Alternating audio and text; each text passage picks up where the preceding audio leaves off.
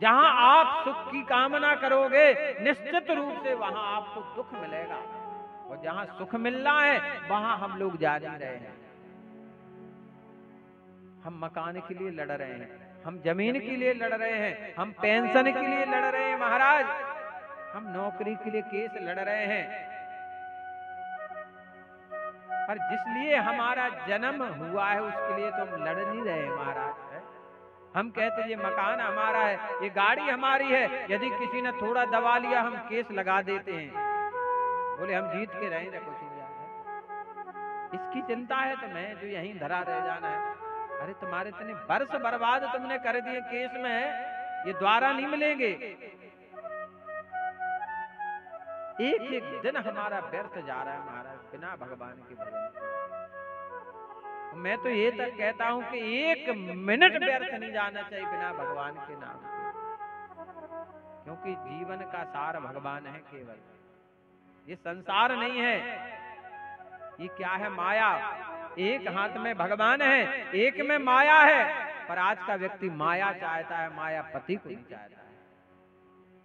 वो कहता है जी मकान मेरा है, जमीन मेरी, गाड़ी मेरी, पर ये नहीं कहता कि जी भगवान मेरी।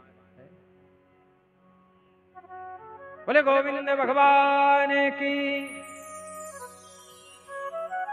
महाराज भक्ति में बड़ा आनंद है। एक बार सच्चे मन से ठाकुर जी की भक्ति करके देखो, बड़ा आनंद मिलेगा। उस गहराई में, उस समुद्र की गहराई में जाकर देखो। गर्मियों में देखना जल ऊपर गर्म होता है, लेकिन जितनी गहराई में हम चले जाएंगे उतना ठंडा पानी मिलता जाएगा महाराज।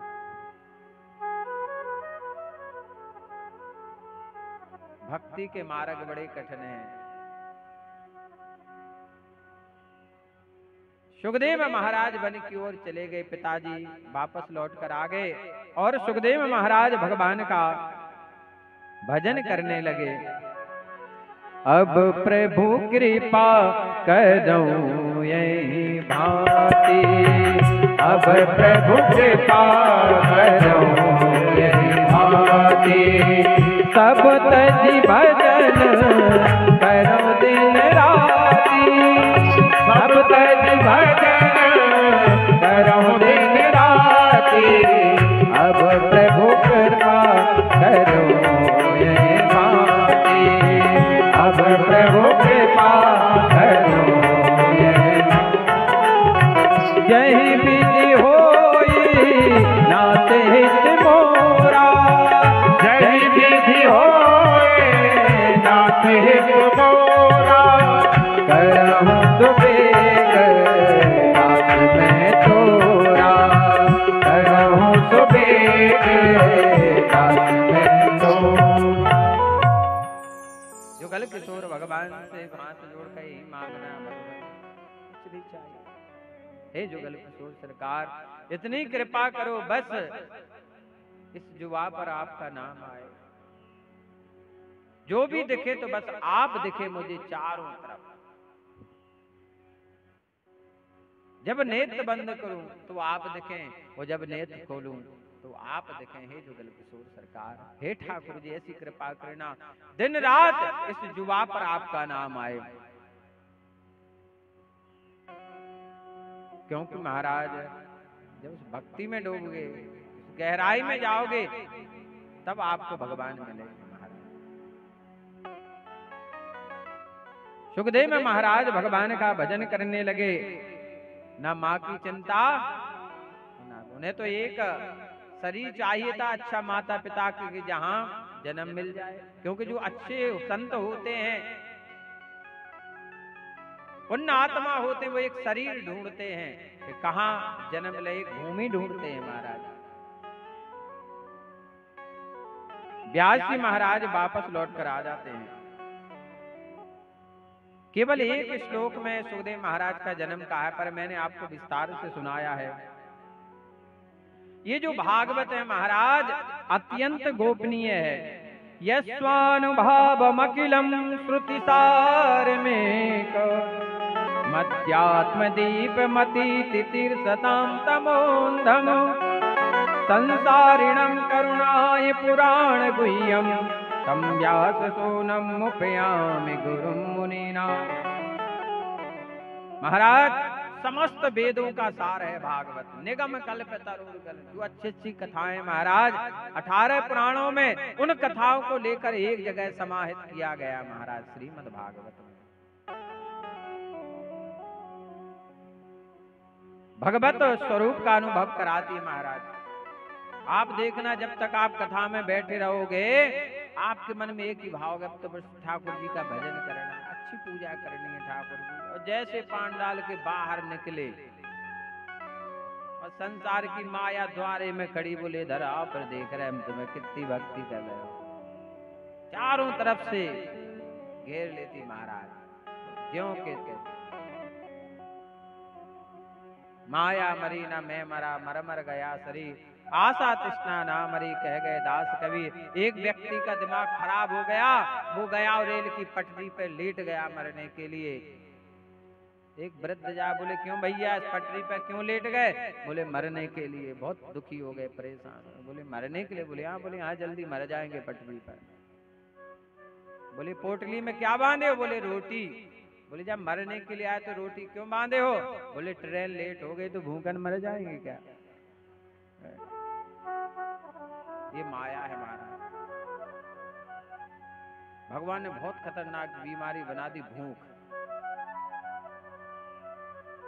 ये कभी तृप्त नहीं होती, सुबह खाओ शाम के भूखे, शाम को खाओ सुबह भूखे, जिंदगी भर खाओ तो भूखे महाराज। ये तृप्त नहीं होती महाराज।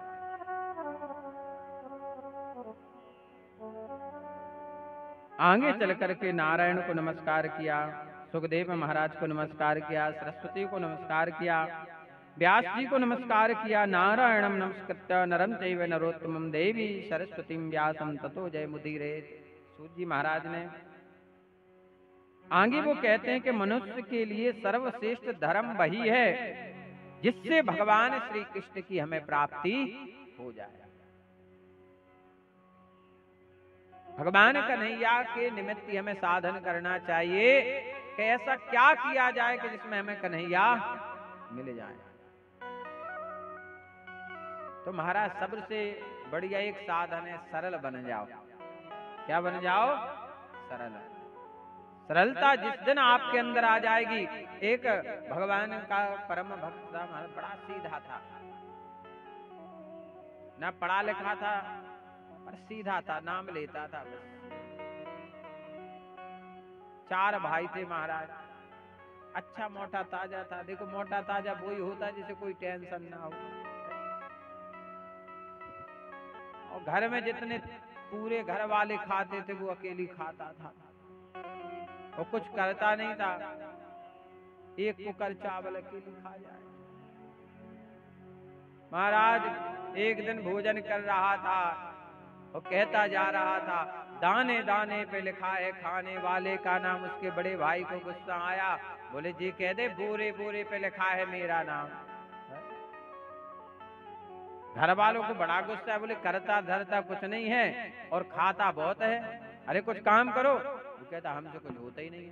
बोले घर से निकल जाओ हमारे। महाराज उसे घर से निकाल दिया। बोले कोई दिक्कत नहीं, निकल जाएंगे, भगवान ने शरीर दिया है, वो व्यवस्था करेंगे, हम चिंता क्यों करें। द्वारे पे जाके बैठ गया, बढ़िया भगवान का भजन करने लगा। बोले हम तो सुना है कि भजन करो भगवान का वो सब देंगे। संतों की जमात निकली और दिन के 12 बजे से उसे भूख लग रही थी। संत लोग जा रहे थे भंडारे में। बोले कहाँ जा रहे महात्मा जी? बोले भंडारे। बोले हमें बोले बात चलो। बोले चलो भंडारा माने सभा सकते हैं। बोले बड़े बोले घर से अच्छा मिलेगा। भंडारे में गया महाराज, भगवान के नाम की जयकार, बढ़िया भोजन मिला। बोले महाराज एक बात कहें, आप अपने साथ ही लगा लो हमें। बोले क्या करना पड़ेगा? बोले देखो महाराज सब कहना पर काम की नहीं कहना, हमसे काम नहीं होता है। बोले क्या कहेंगे? बोले एक काम होता है वह भोजन। बोले तो एक काम कर लोगे भगवान का भजन? बोले हाँ हाँ भजन तो हम कर लेंगे। बोले चलो। तो आश्रम में उसको रख लिया महाराज। अब आश्रम में रहता बढ़िया और सुबह बढ़िया उसको 8 बजे बाल भोग बढ़िया घी का हलवा, कभी बढ़िया भजिया मिल जाते, कभी समोसा मिल जाते, और दिन के 12 बजे बढ़िया और भोजन, शाम को भोजन, और काम क्या? केवल भगवान का भजन। अब एक दिन आ गई एकादशी। अब एकादशी आई तो उस दिन अन्न वर्जित रहता है। एकादशी के दिन अन्न में पाप निवास करता है। अन्न को देने वाला भी पाप का भागी होता है महाराज, खाने वाला तो है। अन्न देवता ब्रह्मा जी से बोले, हे ब्रह्मदेव, सबको छुट्टी मिलती है संडे की, तो हमें नहीं मिलती है, कोई नहीं छोड़ता, सुबह खा रहे शाम के खा रहे, एक दिन की हमें वो छुट्टी दे दो। बोले जाओ, एकादशी के दिन आप में पाप निवास करेगा, तो एकादशी के दिन अन्न वर्जित होता है महाराज। अब जब आश्रम में कुछ नहीं बना, अभी जाकर रसोई में जाकर देखने लगा महाराज।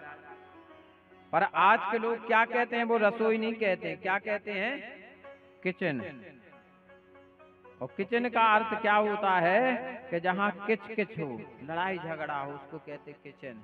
और रसोई का अर्थ होता है जहाँ रस भरा हुआ हो, उसे कहते हैं रसोई। अब ये रसोई में जाए फिर मंदिर में आ जाए, महाराज ऐसा तड़पने लगा मछली जैसा। अब भूख पेट पे हाथ रख के, महात्मा जी 10 बज गए, आज बाल भोग नहीं मिल रहा है। बोले नहीं नहीं, आज कुछ नहीं मिलेगा तुम्हें। बोले क्यों? बोले आज एकादशी है ना। बोले फिर कब मिलेगा? बोले द्वादशी को। बोले लगता है हम नहीं देख पाएंगे। बोले क्यों? बोले हम भूखे मर जाएंगे। उसने पैर पकड़ लिए संत महात्मा जी, हम मर जाएंगे, हमसे भूख सहन नहीं होती है। हमने देखा है कुंडली में जिसके पंचम भाव में मंगल बैठा हो, ऐसे व्यक्ति को बहुत तेज भूख लगती है, उसकी क्षुधा बहुत तेज होती है। जिसका पंचम भाव में मंगल बैठा हो, बहुत तेज भूख लगती है। अब जब पैर पकड़ लिए, बोले महाराज हम भूखे नहीं रहे। बोले चलो एक काम करो बेटा, लो एक काम करो जी, आटा दाल चावल ले लो, लेकिन किसी कहना नहीं, और जंगल में जाओ प्रसादी बनाना, पर ध्यान रखना ठाकुर जी को भोग लगाना। बोले हाँ जी तो कर लेंगे, पर आप दे दो। वो जंगल में गया और कंडी बीन करके बढ़िया उसने प्रसाद बनाया, और बात याद आ गई भगवान की, तो बढ़िया गाने लगा, राजा राम आइए, सीता राम आइए, मेरे भोजन का भोग लगाइए। राजा राम आइए, सीता राम आइए, मेरे भोजन का भोग लगाइए, मेरे भोजन का भोग लगाइए। अब वो गाते जा रहा है और भोजन की तरफ देखे, और भगवान से कहता हो यहीं आ जाओ, वहां कुछ नहीं है, वहां तो भूखे मर जाओगे। बोले यहीं आ जाओ, वहां कुछ नहीं रखा है आज। वो गाता जा रहा है, राजा राम आइए, सीता राम आइए, मेरे भोजन का भोग लगाइए, मेरे भोजन का भोग लगाइए, मेरे भोजन का भोग लगाइए। अब बढ़िया भोजन बनाया, अब उस पर घी नहीं लगा था। बोले प्रभु यहीं आ जा, जो कुछ मिल रही है मिल तो रही है रूखी सूखी। बोले 56 भोग नहीं मिलेगा आज, भूखे मर जाओगे, यहीं आ जाओ। अब उसके मन में तो बात आ कि भगवान हकीकत में आते हैं, सरलता सीधा साधा। महाराज साक्षात भगवान प्रकट हो गए, और प्रकट अकेली नहीं हुए महाराज, सीता जी के साथ। अब सामने देखे और भोजन को देखे, तो भोजन तो थे 2 के जो हो गए 3। बोले भगवान भी अब लगता है आदि एकादशी तो करा के मानेंगे। भगवान बोले क्या देख रहे हो? बोले प्रभु ये देख रहे हैं कि बनाए तो थे 2 के भोजन, हो गए 3। बोले पाओ अब पहले आप पालो जो बचेगा, लेकिन थोड़ा छोड़ देना। बढ़िया भगवान राम जी ने पाए और मैया ने पाए। बोले वाह बहुत स्वाद है। और वो परोसता जाए और फिर देखे रोटी की तरफ है, अब कहता पूर्ण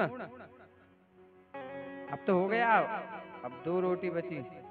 बोले इतनी हमारे लिए छोड़ दो कि सब खा जाओगे, लगता है पूरी एकादशी कराओगे क्या? भगवान ने कहा ठीक है जो 2 तुम पाओ। अब जब भगवान जाने बोले अब हम जा रहे हैं, बोले 1 मिनट। बोले अब क्या हुआ? बोले जी बताओ अगली एकादशी पे 2 ही के होए। बोले नहीं नहीं दोनों आएंगे। बोले तो ठीक है अब गुरु जी से 3 का मांग के लाएंगे। अब आश्रम पहुंच गया,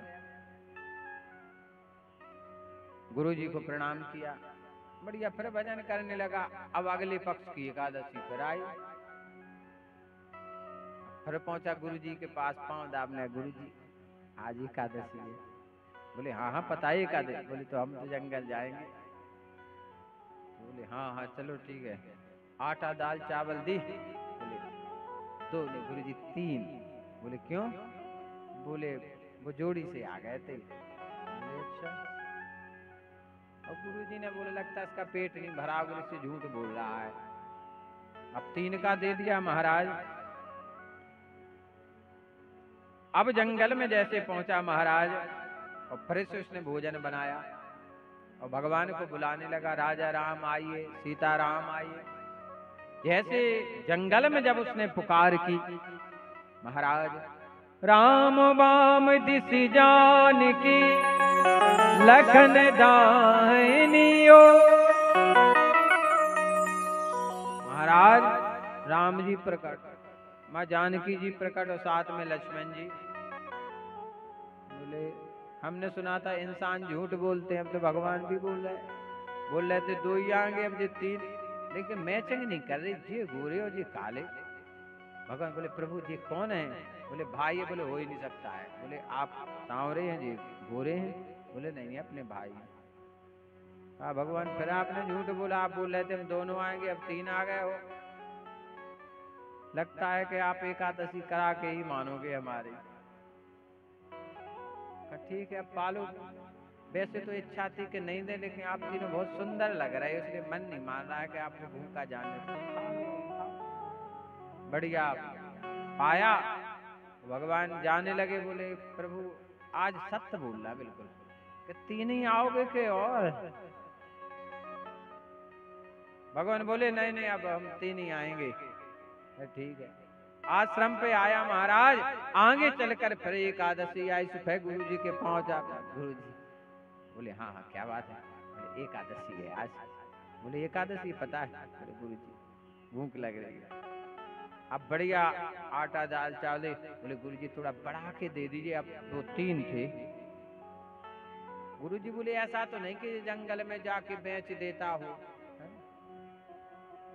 गुरु जी ने दिया पर आज उन्हें विश्वास नहीं है। बोले जाकर देखना तो चाहिए। कहता है कि 3 दिन आते हैं। आज महाराज वो जंगल में पहुंचा, वो सीधा गाने लगा, राजा राम आइए, सीता राम आइए, मेरे भोजन का भोग लगाइए, मेरे भोजन का भोग लगाइए, मेरे भोजन का भोग लगाइए, मेरे भोजन का भोग लगाइए। जब जंगल में भक्त ने कीनी मधुर पुकार, तब क्षण बन में प्रकट भयो भव्य दीप दरबार। दरबार जानते हो? हेलो महाराज दरबार प्रकट हो गया और दरबार में अब राम लक्ष्मण भरत शत्रुघ्न हनुमान जी जानकी जी महाराज। अब भगवान बोले हाँ जजमान जी लाओ भोग। बोला आज हमने कौन बनाया है? बोले क्यों? बोले हमें पता था कि हमें मिलना ही नहीं हो, जब हमें नहीं मिलना तो हम क्यों बनाए? अब एक काम करो आप। बोले क्या? बोले आप बनाओ हम खाएंगे। महाराज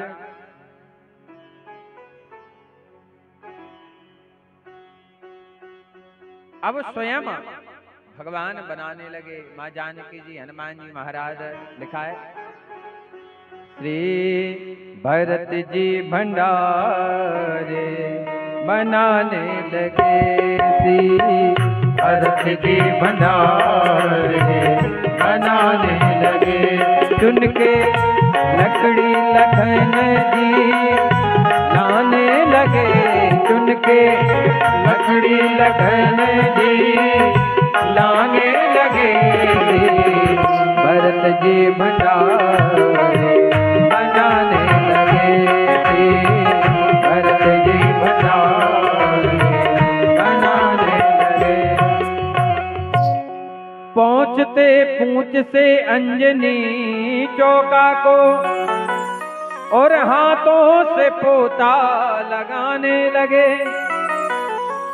महाराज हनुमान जी पूंछ से पहुंचते पोंछा लगाने लगे। अब बढ़िया भोजन बन रहा है। महाराज भक्त ने भोजन पाया तो भगवान पा रहे हैं। अब जहाँ साक्षात जगत जननी है, भरत जी तो ऐसे हैं कि जिनका नाम लेने से पोषण हो जाता है। उस घर में कभी भंडार की कमी नहीं रहती जिस घर में भरत जी का नाम लिया जाता। अब गुरुजी छुप कर देख रहे थे कि चेला तो दिखाई दे रहा है पर और कोई दिखाई नहीं दे रहा है। गुरुजी वाले क्यों? तुम तो कह रहे थे भगवान आते हैं, राम जी आते हैं, सीता जी आती हैं, लखनलाल आते हैं। बोले गुरुजी सब तो बैठे हुए, आज तो और ज्यादा भीड़ है। बोले दिव्य दरबार है, आपको नहीं दिख रहा है गुरुजी? गुरुजी बोले नहीं नहीं हमें नहीं दिख रहा है। बोले हे भगवान, गुरुजी को नहीं दिख रहा है, हमें दिख रहा है। भगवान के पास पहुंचे, कहा भगवान आप हमें दिखाई तो दे रहे हो पर गुरुजी को दिखाई क्यों नहीं दे रहे हो? तब भगवान ने कहा भक्त तुम्हारे अंदर सरलता है पर तुम्हारे गुरुजी के अंदर आज तक सरलता नहीं आई है। और नवदा भक्ति में नवम सरल, नौवीं जो भक्ति वो है क्या है? सरलता।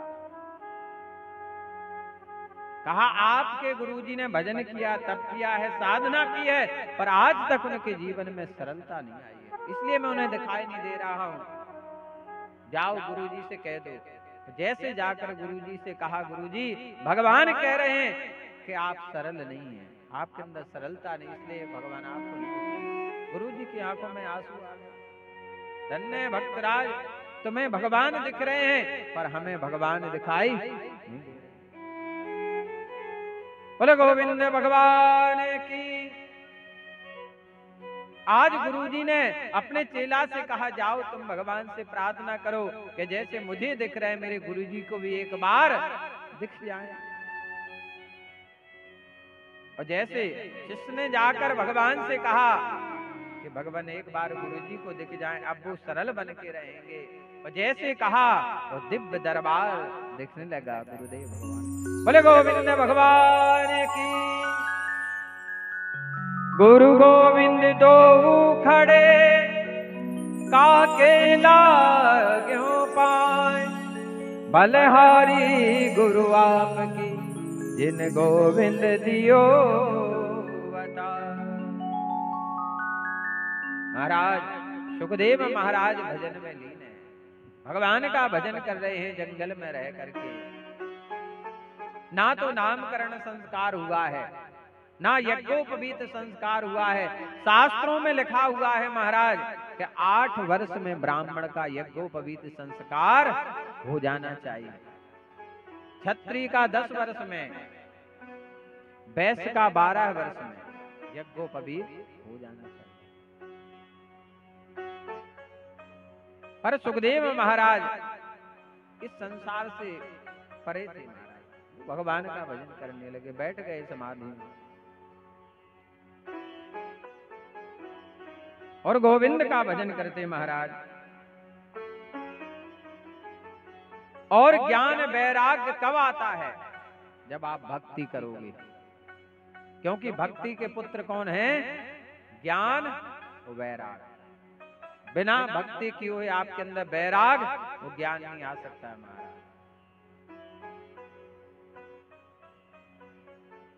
कहते हैं धर्म का फल क्या है? मोक्ष।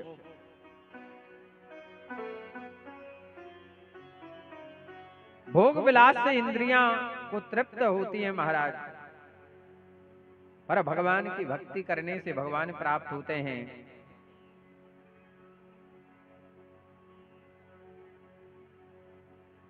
सुखदेव महाराज भगवान का भजन करते। आगे चल के तृतीय अध्याय में भगवान के 24 अवतार का वर्णन किया गया है। पहला जो अवतार हुआ है भगवान का सनकादि ऋषियों के रूप में, सनक सनंदन सनातन और सनत कुमार। दूसरा अवतार भगवान का हुआ है वराह अवतार, ब्रह्मा जी की नासिका से। तीसरा अवतार हुआ नारद जी के रूप में। चतुर्थ अवतार हुआ नर नारायण के रूप में। पांचवा कपिल अवतार, छठवां दत्तात्रेय, सातवां यज्ञ अवतार, आठवां ऋषभ अवतार, नौवां पृथु अवतार, 10वां मत्स्य अवतार, 11वां कच्छप, फिर धन्वंतरी अवतार, नरसिंह अवतार, वामन अवतार, परशुराम अवतार, पराशर अवतार, व्यास अवतार, श्री राम अवतार, बलराम अवतार, कृष्ण अवतार, हंस अवतार, मोहिनी अवतार। और भगवान का एक अवतार होगा इस कलयुग में। जब ज्यादा पाप बढ़ जाएगा, अत्याचार बढ़ जाएगा महाराज, ऐसे भगवान के 24 अवतार का वर्णन हुआ। एक दिन व्यास जी महाराज असंतुष्ट बैठे हुए थे। नारद जी आ गए उनके पास। व्यास जी महाराज कहने लगे, हे नारद जी, मैंने महाभारत को लिखा, वेदों के विभाग किए, पुराणों को लिखा है, पर मुझे तृप्ति नहीं हुई है। मेरी आत्मा तृप्त क्यों नहीं हो रही है? इसमें प्यास बनी हुई है। एक पपीहा होता है, पक्षी, वो कहता है पीहू पीहू, मैं प्यासा हूं, मैं प्यासा हूं, पर उसकी प्यास कब मिटती है? जब पुख नक्षत्र में सूर आते हो, जो वर्षा होती है। यदि सीप में जाकर ये बूंद गिर जाए तो मोती बन जाता है, बांस में गिर जाए तो बंसलोचन बन जाता है, गाय के कान में चला जाए तो गौलोचन बन जाता है महाराज। और पपीहे को पीने के लिए मिल जाए तो उसकी प्यास मिट जाती है। नारद जी महाराज ने अपना पूर्व चरित्र सुनाया और चतुर श्लोकी श्रीमद् भागवत प्रदान की, जिसको लेकर के व्यास जी महाराज ने 18,000 श्लोकों में श्रीमद् भागवत महापुराण की रचना की। बोले श्रीमद् भागवत महापुराण की। व्यास जी महाराज कहने लगे, हे नारद जी, अब मुझे आनंद आया है, क्योंकि इसमें संपूर्ण भगवान कन्हैया का चरित्र है। अब ये बताइए कि ये श्रीमद् भागवत कथा में किसे प्रदान करूं? क्योंकि कथाओं को कहने वाला कैसा होना चाहिए? योगी, योगी नाम परमम गुरु। बोले गोविंद भगवान की। महाराज जी का थोड़ा तिलक कर देना, सम्मान। वो कहाँ गए अजय जी? महाराज जी का तिलक कर देना, सम्मान कर। तब नारद जी महाराज कहते हैं कि हे व्यास जी महाराज, आपके ही तो पुत्र हैं सुखदेव, उनका तो जन्म ही हुआ इसलिए। पर सुखदेव महाराज एक स्थान पर कितना ठहरते हैं? सगोदो हम मात्रमहि ग्रहेषु ग्रह मेदिना। बोले जितना समय एक गाय को दोहने में लगता है, उतना समय वो एक घर पर ठहरते हैं। नारद जी ने कहा, आपके जो पुत्र हैं, परम भक्त हैं, वो कन्हैया के भगवान के जो सुंदर सुंदर श्लोक हैं, अपने शिष्यों को पढ़ाइए, और जहां वो तप साधना कर रहे हैं, वहां जाकर के इन श्लोकों को वो बोलेंगे।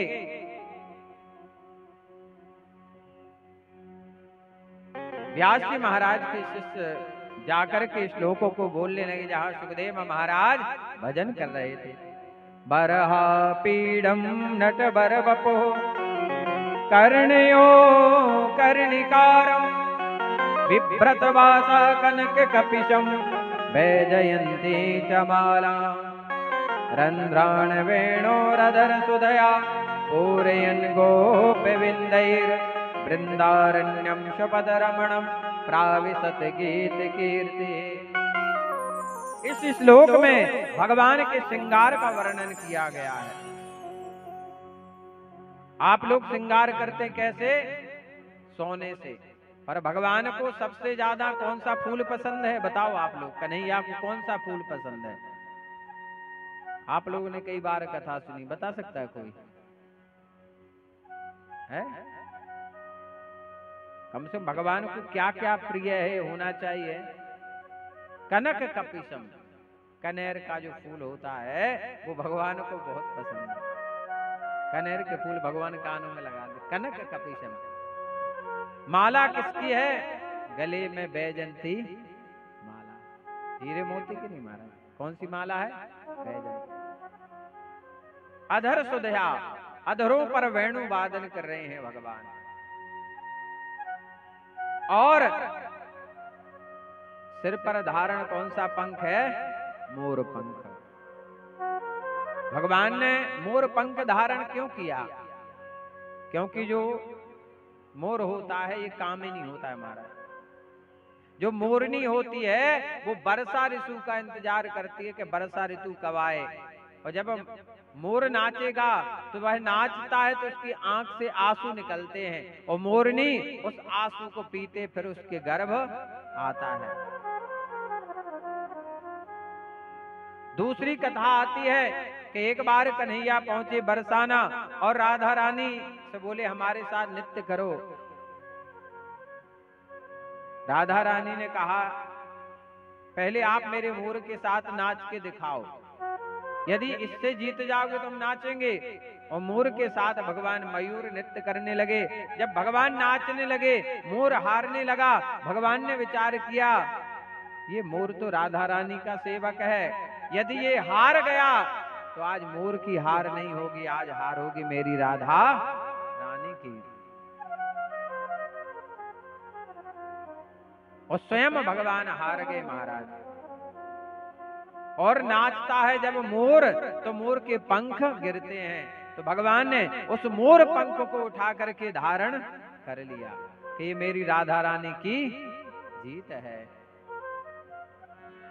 आदत आदत आदत है जिसको पड़ी जिसकी आदत है, हम पर तो श्री जी ने की है कृपा, राधे कहने की आदत है। राधे राधे राधे कहने की आदत